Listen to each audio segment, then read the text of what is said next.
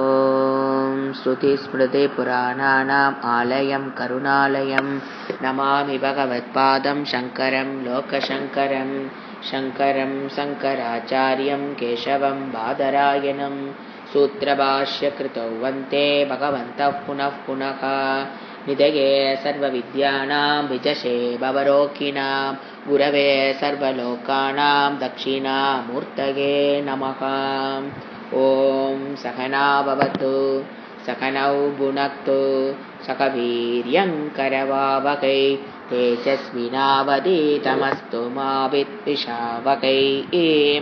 ॐ शान्ति शान्ति शान्तिः।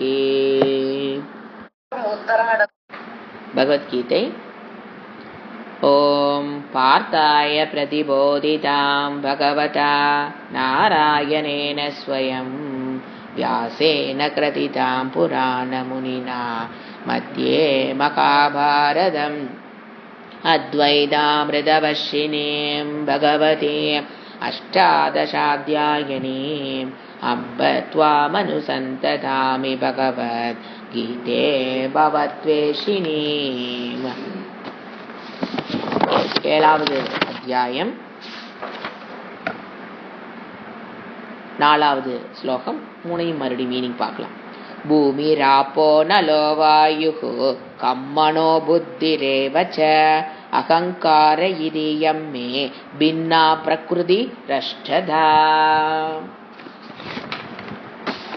பகவத்கீதை பார்த்தீங்கன்னா பேசக்கூடிய விஷயங்கள் 9. 3 பிரிச்சோம். தொம்பதம், இப்போ நம்ம படிக்க போகிறது தத்பதம், கடைசி 12 அசிபதம். தத்துவமசியினுடைய மகா வாக்கியத்தில் ஷட் 6 பிரித்து பார்த்தோம். இது மேலோட்டமான பிரிவு. இன் டீட்டெயில் பகவான் எதை பற்றி பேசுகிறாருன்னா 9 ஜீவன் ஈஸ்வர ஜீவ தத்துவம்னு எழுதிக்கலாம். ஜீவ தத்துவம், ஈஸ்வர தத்துவம், அசிபதம். இது ஆல்ரெடி நம்ம பார்த்தது. அதெல்லாம் இல்லாமல் என்னென்ன பேசுறாரு? கர்மயோகம் பேசுறாரா இல்லையா? பக்தி யோகம், ஞான யோகம், அப்புறம் முக்கியமா பிரயத்தனம், நாம் செய்ய வேண்டிய முயற்சி, அது நிறைய பேசுவார். அப்புறம் தெய்வீ சம்பத்து, என்ன சொல்றது, வேல்யூஸ், அமானித்வம் மதம்பித்வம் அஹிம்சா சாந்தி ராஜ்யவம் ஆச்சாரியோபாசனம் சௌச்சம் ஸ்தைரியமாத்ம விநிகிரக. அதிலிருந்து 17 11 ஸ்லோகம் வரைக்கும் ஃபுல்லா தெய்வீ சம்பத்து. அடுத்தது ஈஸ்வர அனுகிரகம். மே பிரியகா மே பிரியகா, எனக்கு பிடித்தமானவன். அனுகிரகம் யாருக்கு நான் பண்றேன் அப்படிங்கிற மாதிரி விஷயங்கள். அனுகிரகம், ஈஸ்வர அனுகிரகத்தை பத்தி பேசுவார். இதுதான் 9 டாபிக். இப்ப நாம செகண்ட் சாப்டர்ல பாத்தீங்க அப்படின்னா மெயினா ஜீவாத்மாவை பத்தி பிரிச்சார். ஒரு ஜீவாத்மாவை டீச்சிங் பண்ணும்போது தொம்பதம் டீச்சிங் செகண்ட் அத்தியாயத்தில் ஆரம்பிச்சிருவார். மறுபடியும் 3வது அத்தியாயத்தில் கர்மயோகத்தை பற்றி பேசுவார். அந்த செகண்ட் சாப்டர்ல பார்த்தீங்கன்னா மெத்தட் ஆஃப் டீச்சிங், எப்படி டீச் பண்ணாரு அப்படின்னு பார்த்தீங்கன்னா ஜீவாத்மாவை 2 பிரிச்சிருவார். ஒன்று ஆத்மா ஸ்வரூபம், இன்னொன்று அனாத்மா ஸ்வரூபம். 2 பிரிச்சிருவார். 2னுடைய சேர்க்கைக்கு பேர் தான் என்னது? ஜீவன். அப்படிதான் சொல்லி கொடுப்பார். ஆத்மன என்ன? அது சைத்தன்யம், அது நித்தியக சுத்தக சாஸ்வதக அழியாத தத்துவம், மரணமற்றது. அப்படி ஆத்மாவுடைய அது மாறாதது அப்படின்னு சொல்லி கொடுத்தார். அனாத்மாவை பத்தி சொல்லும்போது 3 சரீரங்கள், அது ஜடம், அனித்தியம், அழியக்கூடியது. அது உபாதி, இது உபகீதம். அது சரீரம்ங்கிறது என்னது? உபாதி. அது தன்னுடைய குணத்தை கொண்டாந்து ஆத்மா மேல ஏற்றி வைக்குது. ஏமாந்துடாதீங்க.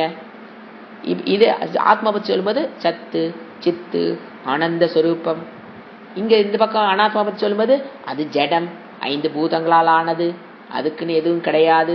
இதனுடைய திறமை, இதனுடைய சைத்தன்யத்தினுடைய இதை வாங்கித்தான் மனம் வேலை செய்யுது, அறிவை பெறுது. அறிதல்ங்கிற ப்ராசஸ் இப்படிதான் நடைபெறுது. இது அழியாதது, இது ஆத்மா அழியாதது. சரீரம் என்ன ஆகும்? வாசாம்சி ஜீர்ணாணி யதா விகாய நவானி கிருண்ணா அனுப்பராணி. அது வாட்டுக்கு சரீரத்தை மாத்திக்கிட்டே இருக்கும். சரீரம் போயிட்டு போயிட்டு வந்துட்டு இருக்கும். இது துருவமாக அப்படியே இருக்கும். ஜாத்தஸ்யகி துருவோமத்தியே, அது துருவமா அப்படியே நிற்கும். இது ஆத்மா. இப்படி டீச்சிங் நம்ம 2வது அத்தியாயத்துல பார்த்தோம். இப்போ இது ஓவர். நம்ம இங்க முடிச்சிட்டோம். பகவத்கீதையில 6 சாப்டர் முடிச்சாச்சு. Now we are entering into 7. இங்க தத்பதம் பாருங்க, பியூட்டிஃபுல். அதே டெக்னிக் தான் இங்க யூஸ் பண்றாரு. இப்ப யாரை பத்தி நம்ம புரிஞ்சுக்கணும்? ஈஸ்வரனா யாரு? அப்ப அவருக்குள்ளேயும் 2 விஷயம் இணைந்தவர் தான் ஈஸ்வரகா. ஈஸ்வர தத்துவம் ஒண்ணு, பிரம்ம தத்துவம் இன்னொன்னு மாயா தத்துவம். இங்க ஜீவனை பத்தி சொல்லும் போது ஆத்மா அனாத்மா சரீரம் அப்படி பிரிச்சார். நான் நீ சொன்னீங்கன்னா 2 விஷயம் இருக்கு. அந்த மாதிரி ஈஸ்வரன் நம்ம சொல்றோம் அப்படின்னா அதுக்குள்ள 2 தத்துவம். அதே டீச்சிங் அப்படி அழகா அங்க கூட்டிட்டு போறாரு. அப்பதான் ஈஸி டு அண்டர்ஸ்டாண்ட். பிரம்ம தத்துவமும் மாயா தத்துவம். அப்போ பிரம்மத்துடைய லட்சணம் என்ன? இது ஃபுல்லா இந்த அத்தியாயத்தில் வரப்போற டீச்சிங்கு நான் உங்களுக்கு இன்ட்ரோடக்ஷன்ல கொடுக்குறேன். இதைத்தான் நம்ம 7வது அத்தியாயம் ஃபுல்லா படிக்க போறோம். எதை படிக்க போறோம்? ஈஸ்வர தத்துவத்தில் இருக்கிற 2 என்ன. அப்ப 2 ஒன்னா படிக்கணும் இல்லையா? எப்படி அங்க ஆத்மா பத்தி தனியா சொல்லி கொடுத்தாரு, அனாத்மா பத்தி தனியா சொல்லி கொடுத்தாரு, அதே மாதிரி இப்ப ஈஸ்வரன் எடுத்திருக்காரு. அப்ப எதை தனியா சொல்லி கொடுக்கணும்? பிரம்மம்னா என்ன சொல்லி கொடுக்கணும், மாயானா என்ன, 2 அழகா சொல்லி துரத்திய மாயா துரத்தியா. கடக்கிறதெல்லாம் கடினம். இப்ப ஃபர்ஸ்ட் பிரம்ம தத்துவத்தை எடுத்துக்கலாம். என்ன சொல்றாரு? ஃபர்ஸ்ட் வேர்டு என்ன தெரியுங்களா? அனாதி, தொடக்கமற்றது. பிரம்ம தத்துவம் தொடக்கமற்றது, அனாதி. ஏன்? என்றுமே இருப்பதற்கு எங்க தொடக்கம் வரும்? அந்த காரணம். ஏன் அது அனாதி? என்றைக்குமே இருக்குது, அதுக்கு எப்படி தொடக்கம் வரும்? நீங்க பாருங்க, மாயாவும் அனாதிதான். ஆனா அங்க அனாதிங்கிற வேர்டு உண்மையில இல்லாததுக்கு எங்க தொடக்கம் வரும்? It's a great difference of understanding in Vedanta. நீங்க பாருங்க, பிரம்ம தத்துவம் அனாதி, தொடக்கமற்றது. ஆனா ஏன் தொடக்கமற்றது? என்றைக்குமே இருக்கிறதுனால அதுக்கு தொடக்கம் கிடையாது. சரி, ஓகே. ஏங்க மாயாவும் அனாதினா இல்லாத ஒண்ணுக்கு எங்க தொடக்கம்? நல்லா சிந்திச்சு பாருங்க. இல்லாத ஒன்றுக்கு எப்படிங்க தொடக்கம் வரும்? ஏங்க உலகம் கண்ணுக்கு முன்னால தெரியுது, காட்சிக்கும் தோற்றத்துக்கு மட்டும்தான் இருக்கு. உண்மையா உலகம் இருக்கா என்ன? அதனாலதான் ஃபர்ஸ்ட் சிருஷ்டி எப்பன்னு சொல்ல முடியாது. இப்ப நீ கயிற்று மேல பாம்பை ஏத்தி காப்புறீங்க, கயிறு இருக்கு, நீங்க அது மேல என்ன சிருஷ்டி பண்ணிட்டீங்க? பாம்பு. தொடக்கம் எப்பங்க? எப்ப தொடக்கம்? அங்க பாம்புன்னு ஒண்ணு இருந்தா தான் நீங்க தொடக்கம் சொல்ல முடியும். பாம்புனே ஒண்ணு இல்ல, தொடக்கம் சொல்லு தொடக்கம் சொல்லுன்னா எங்க சொல்றதுன்னு கேக்குறீங்களா திருப்பி என்னைய? அதேதான். அப்போ மாயாங்கிறது என்னது? அனாதி. ஏன் இதுக்கு அனாதிக்கு அந்த அனாதிக்கு வித்தியாசம் தெரியணும். பிரம்மம் அனாதின்னு சொல்லும் போது என்றைக்குமே இருக்கிறதுக்கு தொடக்கம் சொல்ல முடியாது. ஆனா மாயா அனாதின்னு சொல்லும் போது இல்லாத ஒண்ணுக்கு, இருப்பதை போல் காட்சிக்கு பொய்யாக தெரிவதற்கு என்ன சொல்ல முடியாது? தொடக்கம் இல்லை, அனாதி. இது இந்த அத்தியாயத்தினுடைய சிறப்பான டீச்சிங். இதெல்லாம் சொல்லிக் கொடுக்க போறாருன்னு சொல்லிட்டு இருக்கேன். 2வது பாயிண்ட், பிரம்மம் நமக்கு தெரியும், சைத்தன்ய சொரூபம், அறிவு சொரூபம். இந்த பக்கம் இது என்ன சொல்லலாம்? அச்சேத்தனம். இது சைத்தன்யம் போட்டீங்கன்னா அது அச்சேத்தனம். மாயா அச்சேத்தனம், ஜடம். 3வது நிர்விகாரம், பிரம்ம நிர்விகாரம்.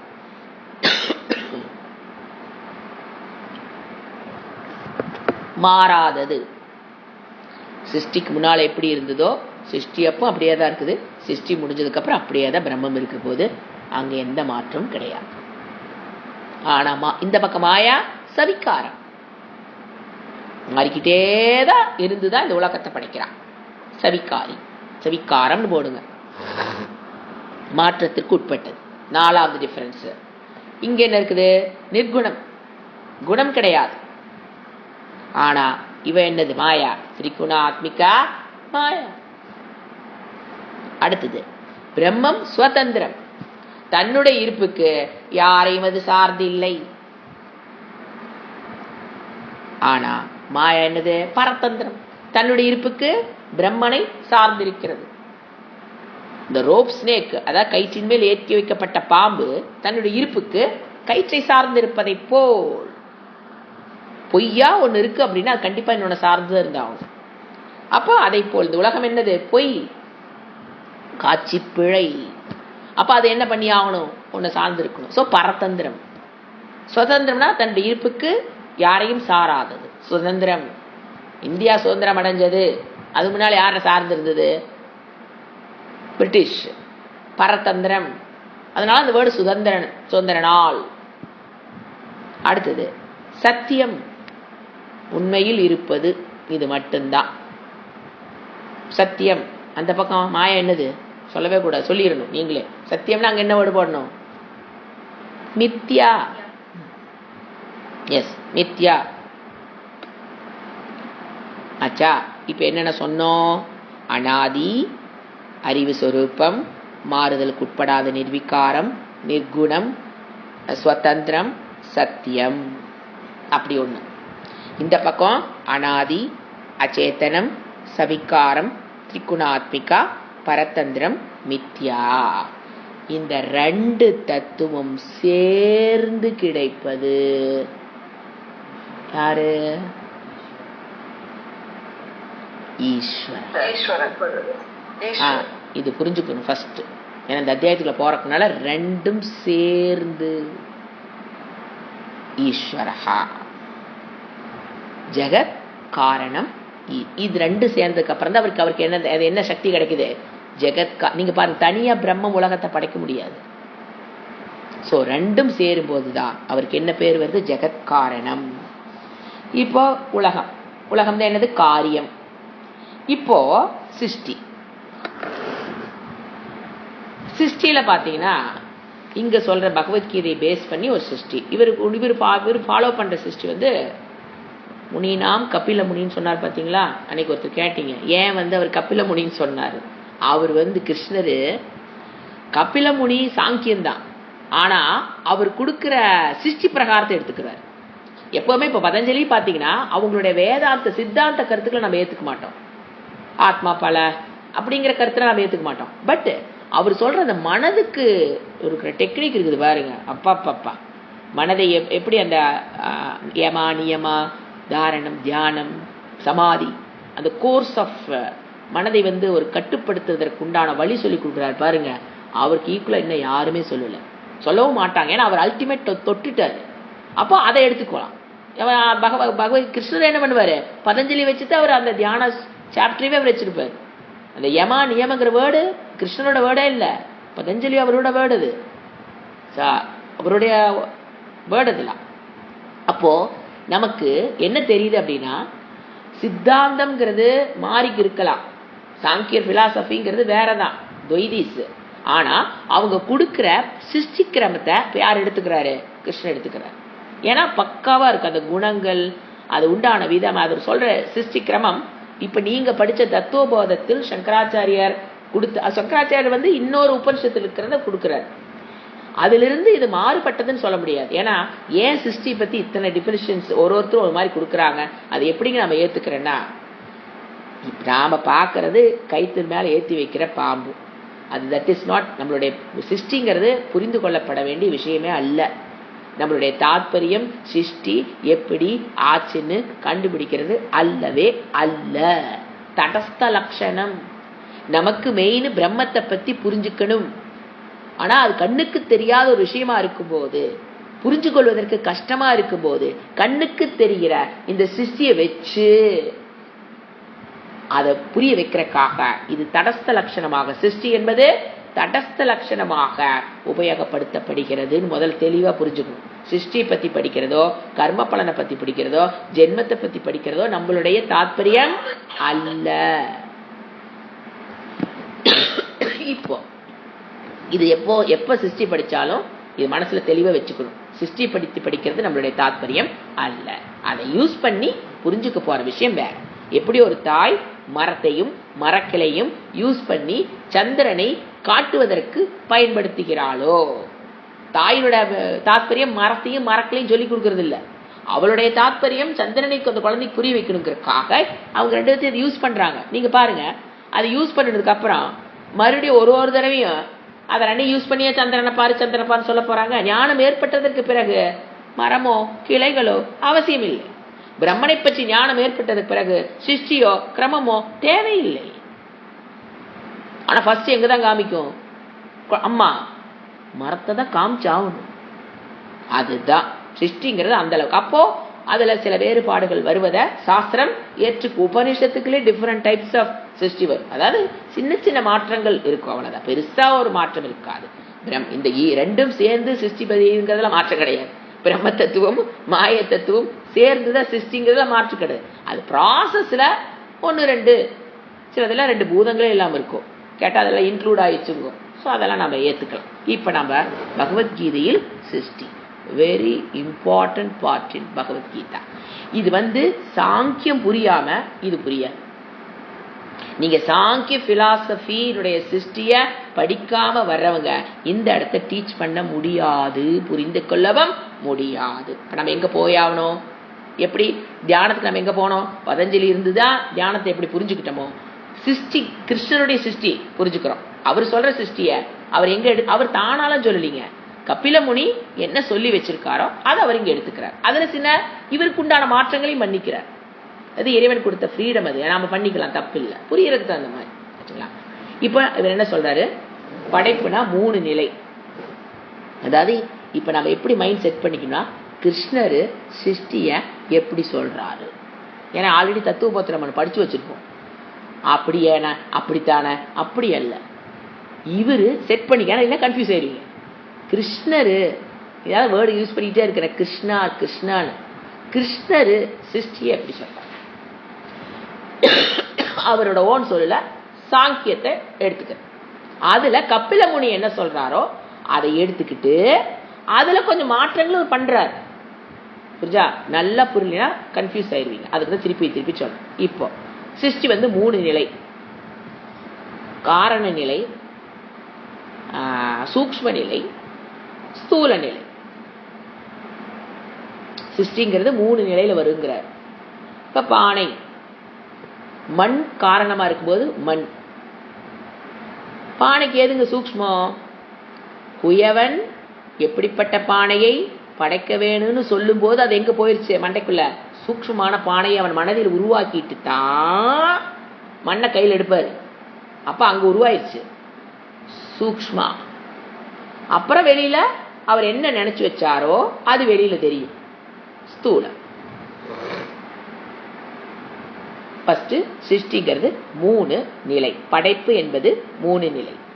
எப்படி அந்த பானையோ அதை போ பிரபஞ்சத்துக்கும் 3 நிலை. சூக்ஷ்ம காரண நிலை, சூக்ஷ்ம நிலை, ஸ்தூல நிலை.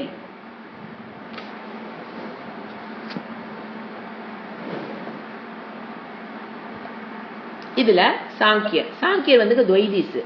அவங்க நாம் வேறு இறைவன் வேறு சொல்றவங்க. நாம அதை ஏத்துக்கிறது இல்லை. சித்தாந்தத்தை நம்ம ஏத்துக்கிறது கிடையாது.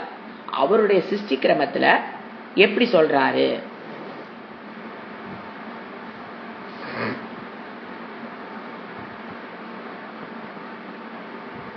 ரெண்டு வேர்டு நான் போன கிளாஸ்ல சொல்லிவிட்டேன். பரா பிரகிருதி, அபரா பிரகிருதி. The words are from Sankhya.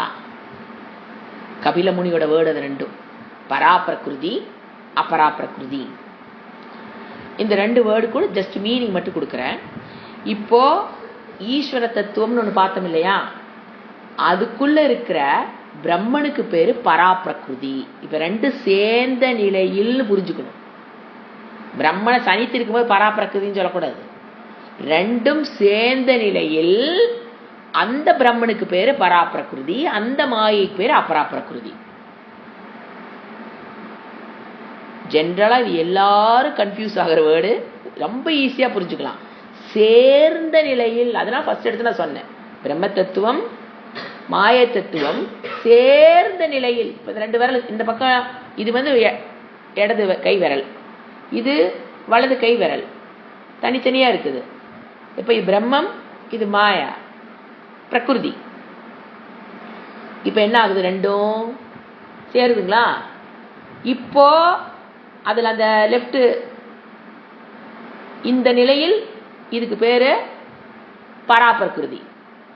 இந்த நிலையில் நான் கை வச்சு காமிக்க முடியாதுன்னு சொல்றேன். இந்த நிலையில் இதுக்கு பேர் என்னது, அபராபிரகிருதி. அப்ப பராபிரகிருதி அபராபிரகிருதி நீங்க சொல்லணும்னா ரெண்டு படி இருக்கணும். தனியா பிரிஞ்சுட்டா என்ன, பிரம்மம் பிரகிருதி. அப்ப நீங்க பராபிரகிருதி அபராபிரகிருதி வேர்ட்ல யூஸ் பண்ணவே முடியாது. இரண்டும் இப்படி ஆனா மட்டும்தான் இந்த இந்த மேலுக்கு, இப்ப இந்த விரலுக்கு என்ன பேர் கிடைக்குது, பராபிரகிருதி. இந்த விரலுக்கு என்ன பேர் கிடைக்குது, அபராபிரகிருதி. பிரிச்சுட்டோம்னா இதுக்கு நான் ஏங்க சேர்ந்து இருக்கும்போது இதுக்கு பரா, அப்படி அல்ல. இப்படி இருக்கும்போது அதுக்கு பேர் லெஃப்ட் ஹேண்டுன்னு பேரு, இதுக்கு பேர் அதாவது பிரம்மம்னு பேரு, இதுக்கு பேரு பிரகிருதின்னு பேரு.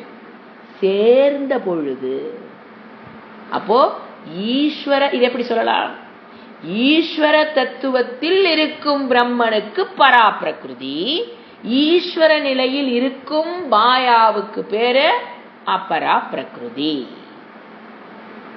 புரிஞ்சுதோ? புரியலன்னு இப்ப கை தூக்கிடுங்க.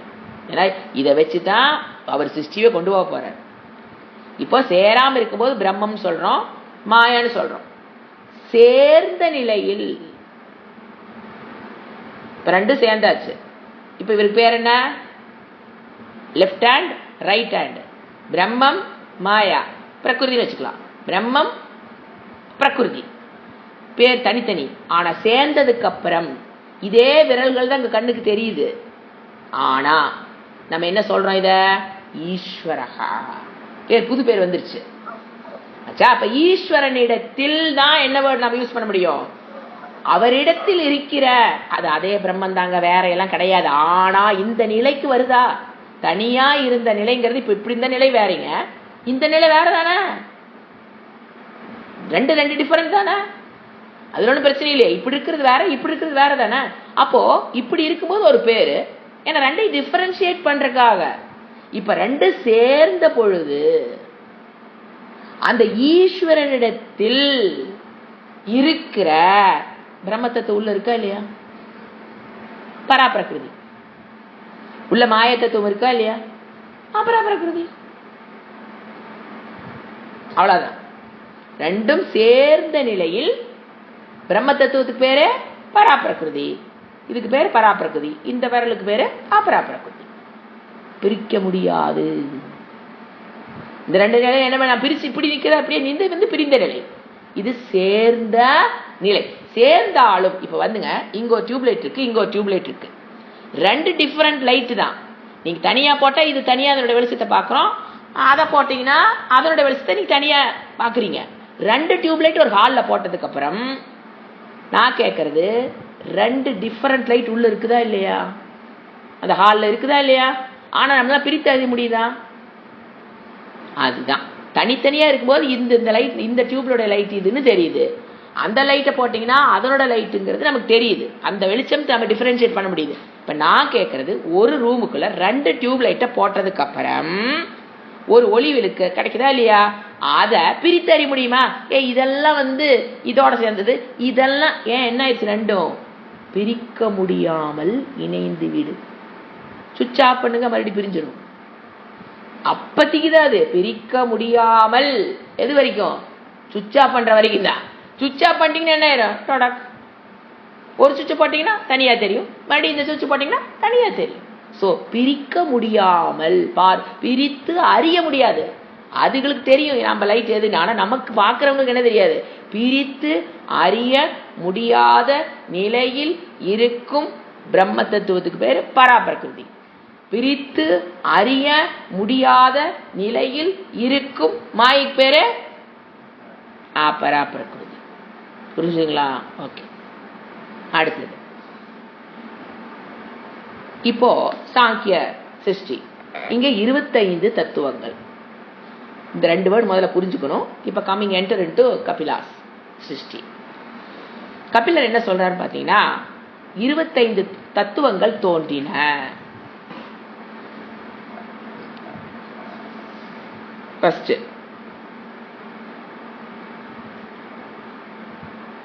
ஃபர்ஸ்ட் தத்துவம் இதுல 25ல 1 பிரிச்சிடுவாரு. 24 + 1 பிரிச்சிடுவாரு எடுத்தோன்ன. அந்த 1 தான் புருஷக. அவர் கொடுக்கிற வேர்டு புருஷக.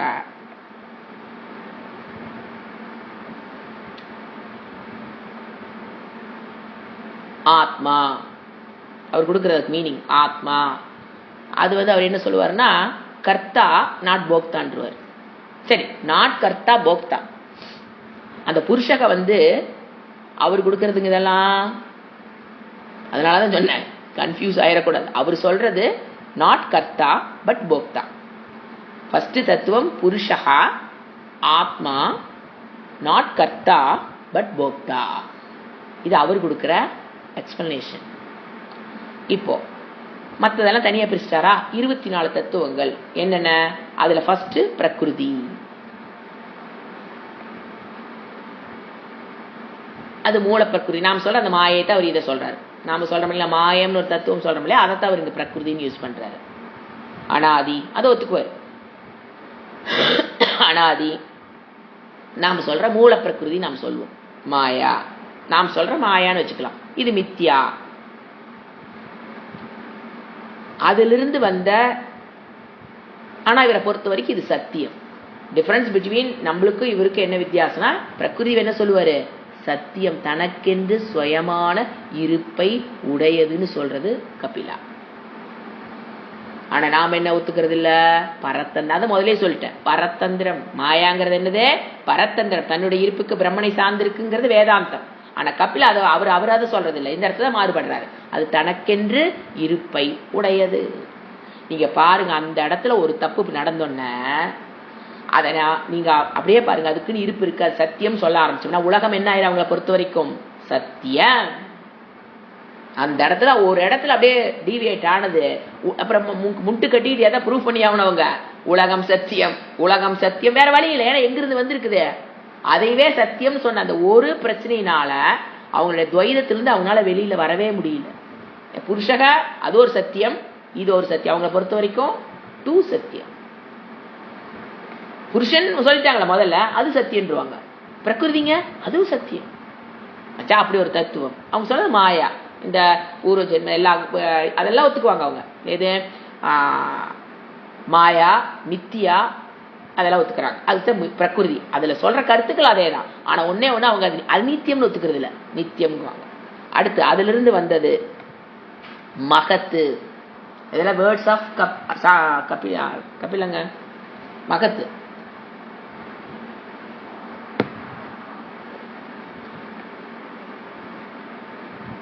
பரிணாமம் அடையுது. பிரகிருதி இப்ப என்னவா பரிணாமம் அடையுது? மகத்து. அப்படின்னா 3 குணம் அதையும் ஒத்துக்கிறாங்க. 3 குணம் ரெடி இல்லாத போது அதுக்கு பேர் பிரகிருதி. ரெடி ஆயிடுச்சுன்னா சிருஷ்டிக்கு ரெடியான மாய்க்கு பேரு மகத்து. Ready stage of maya for srishti. ரெண்டுக்கு வித்தியாசம் இருக்கு இல்லையா? சிருஷ்டி ஆகாம அமைதியா இருக்கிற ஸ்டேஜ். ஓகே, நம்ம சிருஷ்டி பண்ணலான்னு ஆயிட்டா அதுக்கு பேர், அந்த மாய்க்கு பேரு மகத்து. அவ்வளவுதான். ரெண்டும் ஒண்ணுதான். ரெடி இல்லாத ஃபார்ம், ரெடியான ஃபார்ம். அந்த மகத்திலிருந்து வந்தது அடுத்தது அகங்காரம். 3வது அகங்காரம்னா இப்ப நாம சொல்ற சரீர அபிமானம் அல்ல. அவருடைய வெக்காபுலரி வேற. அகங்காரம் நாட் ஈகோ. ரெடினஸ்ல 2வது ஸ்டேஜ். ரெடியான ஸ்டேஜ்ல 2வது ஸ்டேஜ்.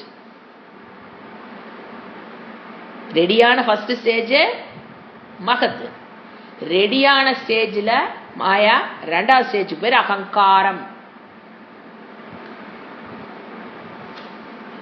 அதிலிருந்து வந்ததுதான் 5 சூக்ஷ்ம பூதாணி. நீங்க இதுல படிச்ச மாதிரி தான், தத்துவத்துல படிச்ச மாதிரி தான். கண்ணுக்கு தெரியாத தன்மாத்திரையாக இருக்கிற ஆகாசம், வாயு, அக்னி, ஆபகா, பிருத்திவி. 5 பூதங்கள் சூக்ஷ்ம நிலை, தன்மாத்ரா. ஆச்சா? இதோட என்னாச்சு? 8 ஆச்சா தத்துவங்கள்? பிரகிருதி 1, மகத் 2, அகங்காரம் ரெடினஸ் 3ஆவது ஸ்டேஜ், அடுத்தது 5 பூதம் 8. எதுக்கு இது பிரிச்சு காமிக்கிறேன்னா 8ன்னு இதை வரைக்கும் தான் கிருஷ்ணர் எடுத்துக்குவார். அதனால குறிச்சு காமிக்கிறேன். 8 போட்டு ஒரு கோடு போட்டுங்க, இதை கிருஷ்ணர் ஏற்றுக்குவார் அப்படியே. அடுத்தது அதிலிருந்து உருவானது சாங்கிய சொல்றது கபில மனம். அந்த சத்துவ குணத்திலிருந்து வந்தது மனம். அந்த பூதங்களுடைய ரஜோகுணத்தினுடைய இன் டோட்டல் இது ஆகாசம் வாயு அக்னி ஆப்ப பிருத்திவியினுடைய டோட்டல் சத்துவ குணத்திலிருந்து வந்தது. 5னுடைய சத்துவ குணத்தினுடைய டோட்டல்ல வந்தது மனம். 5 பூதத்தினுடைய ரஜோகுணத்திலிருந்து வந்தது தான் இந்திரியம் பெறுவது. நான் கன்ஃபியூஸ் பண்ணிக்க கூடாது. 5 ரஜோகுணத்துல வந்தது என்ன சொல்வாரு? 5 இந்திரியங்கள் 5, அதாவது 10 + 5 + 5. கபிலர் என்ன சொல்றாரு? 5 பூதங்களுடைய சூக்ஷ்ம அம்சத்திலிருந்து தோன்றியது மனம். 5 பூதங்களுடைய ரஜோகுணத்திலிருந்து தோன்றியது 10 இந்திரியங்கள் 5 + 5. என்னன்னு கேட்கக்கூடாது. ஞானேந்திரியம், கர்மேந்திரியம். அடுத்தது 5 பூதங்களுடைய தமோகுணத்திலிருந்து வந்தது ஸ்தூல பூதம் சரீரம். கூட்டி பாருங்க 24 வரும்.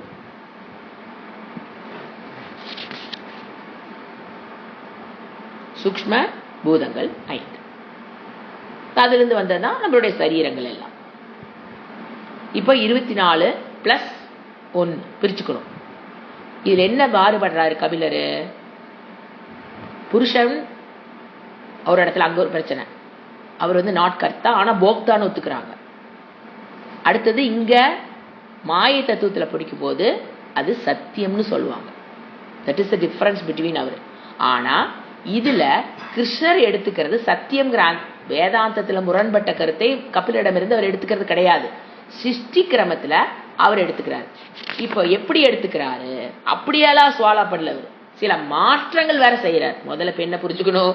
கபில முனியினோட சிருஷ்டி என்னன்னு புரிஞ்சுக்கணும். அதுல கிருஷ்ணர் என்ன மாற்றத்தை உண்டு பண்றாரு? எங்க அப்படிலாம் பண்ணலாமா? பண்ணலாம், தவறில்லை. அதுல 8 தத்துவத்தை பகவான் எடுத்துக்கிறார். சொன்னால ஃபர்ஸ்ட் 8 கோடு போடுங்கன்னா அந்த 8 தத்துவத்தை மட்டும் எடுத்துக்கிறார். இப்போ எழுதிக்க. மூல பிரகிருதி, மகத்து, அகங்காரம். இந்த 3க்கும் இதே வேர்டை கிருஷ்ணர் யூஸ் பண்றது இல்லை. அதாவது மகத்துக்கு அவர் யூஸ் பண்ற வேர்டு புத்தி.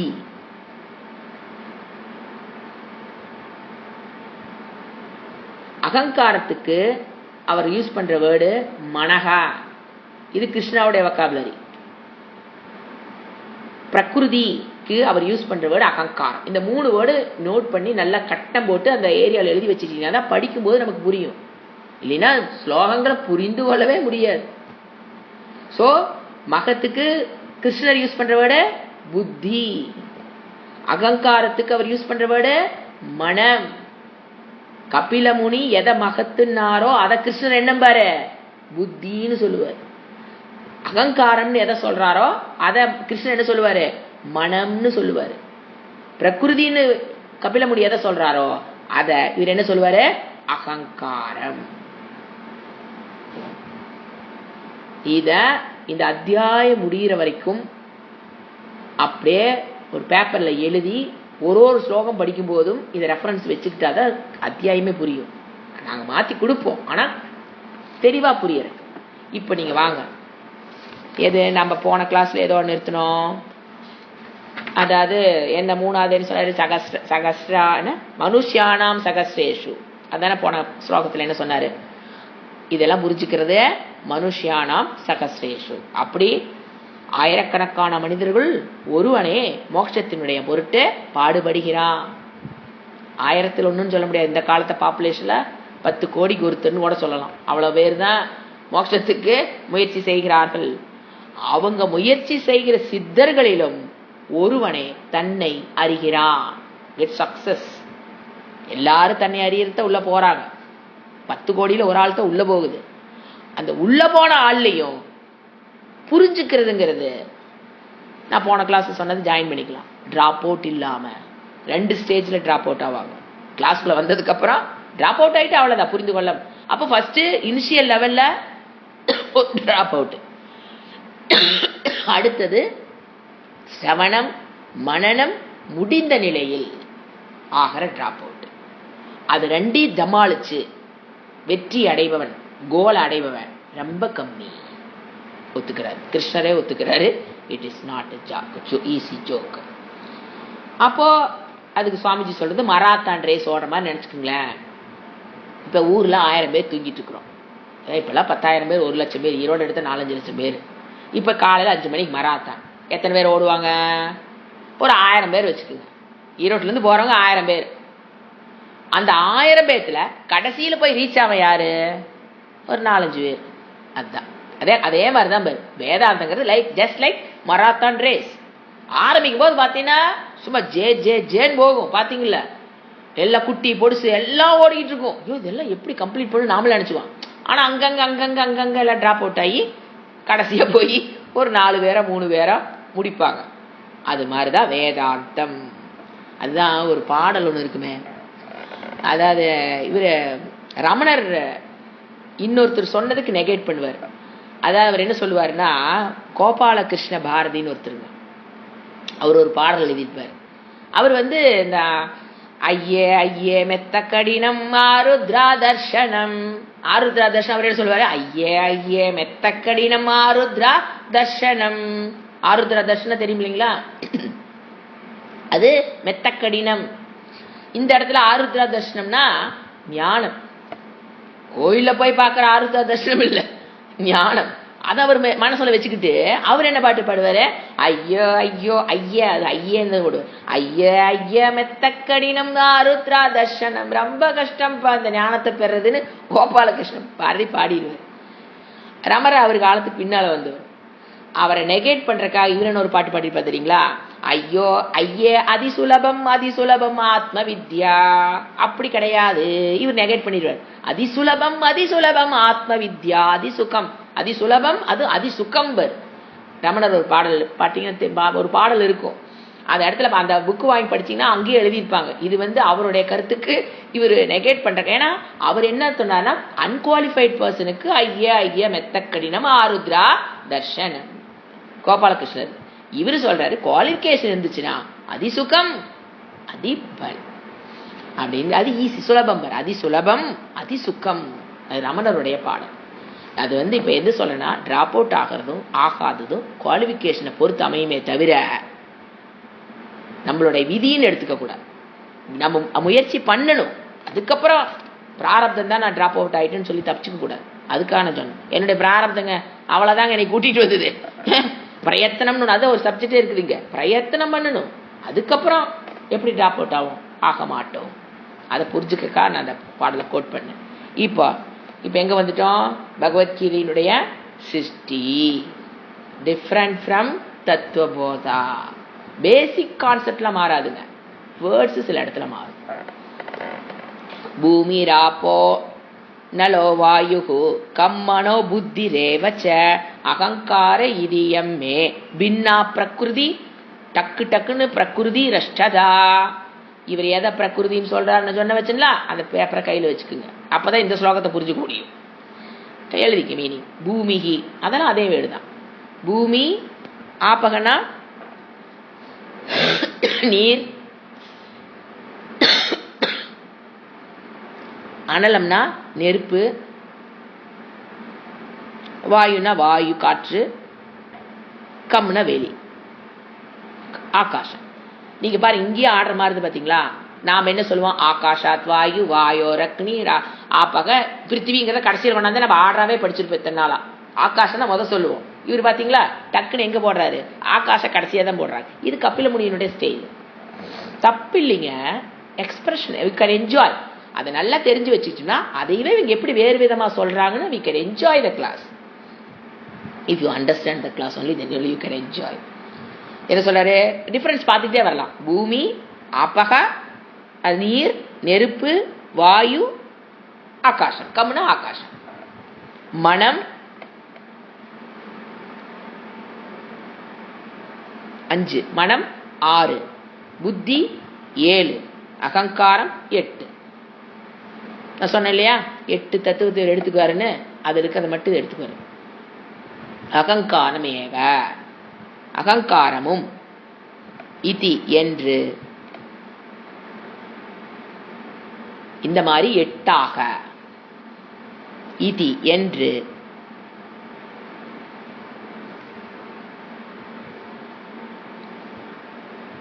என்னுடைய மே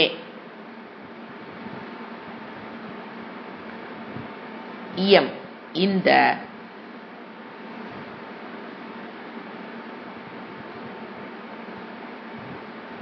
பிரகிருதி, பிரகிருதியானது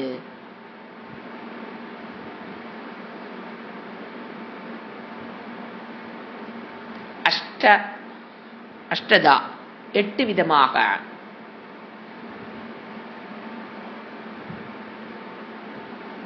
பின்னா பிரிக்கப்பட்டுள்ளது.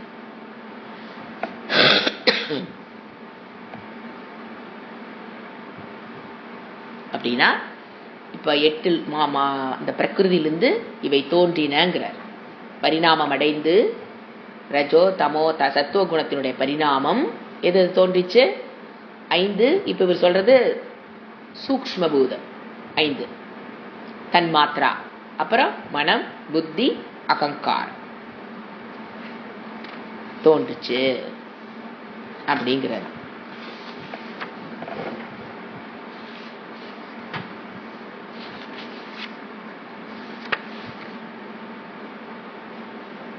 சிருஷ்டி பிரக்ரியா நம்ம இருக்கிற ஏரியா சிருஷ்டி பிரக்ரியா.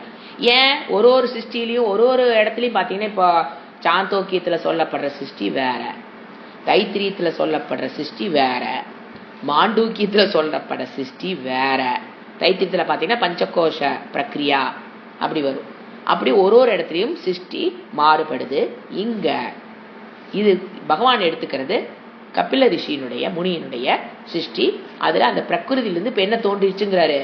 5 பூதங்கள், மனம், புத்தி, அகங்காரம் 8 ஆக அது பிரிஞ்சுது. அடுத்தது என்னது? அபரேய மிதஸ்வன்யாம் பிரகிருதிம் வித்தி மே பராம் ஜீவபூதா மகாபாகோ யேதம் தாரியத்தே ஜகத். மீனிங் மகாபாகோ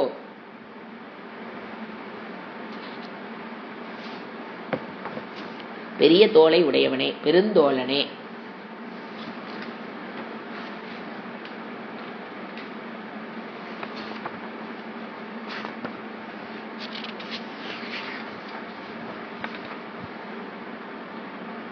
இயம் அபரா இது தாழ்ந்ததாகும். பிரிச்சு காமிக்கிறார். இது தாழ்ந்தது, அபரா தாழ்ந்தது, து மாறாக,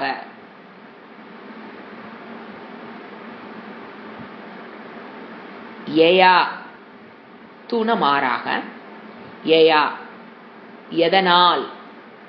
ஈஸ்வர தத்துவத்தில் இருக்கிற 2 சொல்றாரு. ஒன்னு இப்ப 8 சொல்லிட்டு இதெல்லாம் அபரா பிரகிருதி கீழானது. என்னில் இருக்கிற தத்துவத்தில் இது அபரா மாயா. இன்னொன்னு என்னுக்குள்ள இன்னொன்று இருக்கு, ஏயா. அது என்னன்னா எதனால். எனக்குள்ள இருக்கிற இன்னொரு தத்துவத்தை சொல்றாரு. ஃபர்ஸ்ட் இது அபரா பிரகிருதி சொல்லிட்டாரு. அப்ப இன்னொன்னு எனக்குள்ள இன்னொன்று இருக்குப்பா. எது? ஏயா எதனால். இதம் இந்த ஜகத்து, எதனால் இந்த உலகம் தாரியத்தே தாங்கப்படுகிறதோ. படைக்கப்பட்ட இந்த உலகம் அபரா, ஆனா அது தாழ்ந்தது. ஏன் தாழ்ந்தது? இதுக்கு எது இருப்பை கொடுக்கிறதோ, எது தாங்குகிறதோ. தாரியத்தே எதனால் இது தாங்கப்படுகிறதோ. நீ சொன்னமலே 5 பூதங்கள், மனம், புத்தி, அகங்காரம், இது 8 எதனால் தாங்கப்படுகிறதோ, தாரியத்தே தாங்கப்படுதோ, இதக இதைவிட வேறானது. அது நான் சொன்ன இந்த 5 படைக்கப்பட்ட இந்த 5, 6, 8 இருந்தும் அது வேறானது. எனக்குள்ளதான் இருக்கிற தத்துவம். அது எனக்குள்ள இருக்கிற தத்துவம், இதிலிருந்து அது வேறானது. அந்யாம் வேறானது, இதக அந்யாம் இதைவிட வேறானது. இந்த 5+3 இதைவிட அது 5+3 மாறி இருக்கிற இதைவிட அது வேறானது. என்ன பியூட்டிஃபுல் டீச்சிங் பாருங்க. ஏன்னா தனித்தனியா பிரிச்சு புடிச்சு வச்சிருப்போம். இவர் பாருங்க ரெண்டு அப்படியே ஒன்னா கொண்டாந்து ஜம்ப் பண்ணி இது உலகமே நான் தாங்கிறது அப்படியே அழகா எடுத்து விடுவார் பாருங்க. இது அதுக்கு என்ன, இதுதான் நான் 8 பிரிஞ்சது அப்பரா. ஆனா அதை விட இன்னொன்னு இருக்கு எனக்குள்ள, இன்னொரு தத்துவம், அது இதை விட உயர்ந்தது. ஏன்? இதுக்கு அது தாரியத்தே, இதுக்கு அது தாங்குகிறது, அதனால உயர்ந்தது. இதை விட வேளா. ஏன் இதை விட அது வேறானது? அது சைத்தன்யம், இதெல்லாம் ஜடம், எது வேணா நீங்க எடுத்துக்கலாம். அது வேறானது. ஜீவபூதா உயிருள்ளது, சேத்தனம். அதுதான் என்னது? சேத்தனம். இது படைக்கப்பட்ட அனைத்து என்னதுதான்? அச்சேத்தனம், ஜடம். அதனால ஜடத்தை விட மேலானது ஒண்ணு இருக்கு, என்னுடைய ரூபந்தான். ஆனா அது அபரா, பரா, இதை விட காட்டிலும் அது மேலானது. ஜடஸ்வரூ எல்லாவற்றையும் தாங்குகிறது. அடுத்து அது என்னது? சேத்தன சொரூபம். மே எல்லாமே என்னதான்? என்னுடையது, என்னுடைய பராம். அதுதான் என்னது? பரா பிரகிருதி. பராம் பிரகிருதியாக அறிந்து கொள். அதை பரா பிரகிருதியாக அறிந்து கொள். இப்ப எனக்குள்ள 2 பிரகிருதி. எப்போ? இரண்டும், அத முதல்ல சொன்னேன், இரண்டும் சேர்ந்த நிலையில். பிரம்ம தத்துவம் தனியா பாத்தீங்க, மாயா தத்துவத்தை ஃபர்ஸ்ட் எடுத்த கிளாஸ்ல சொன்ன பாத்தீங்களா? அது தனித்தனியா இருக்கும்போது சேரும் பொழுது ஒண்ணு என்ன பண்ணுது? 5+3 உருவாக்குது. எனக்குள்ள இருக்கிற ஒரு தத்துவம் தான் ஒன்ன என்ன பண்ணுது? 5+3 உருவாக்குது. இன்னொன்னு இருக்கே, அது இதிலிருந்து வேறுபட்டது, இதை விட உயரானது. இது அபரா பிரகிருதின்றது. இந்த 5 உலகத்தை படைக்கிறது என்னது? அபரா பிரகிருதி, கீழானது. ஏன்? தன்னுடைய இருப்புக்கு அதை சார்ந்து இருக்குது. இது ஏன் கீழானது? இது தனக்கென்று இருப்பு இல்லாதது, தன்னுடைய இருப்புக்கு இன்னொன்னு சார்ந்து இருக்குது.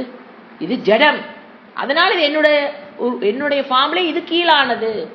ஆனா என்னதுல இன்னொன்னு இருக்கு, மேலானது.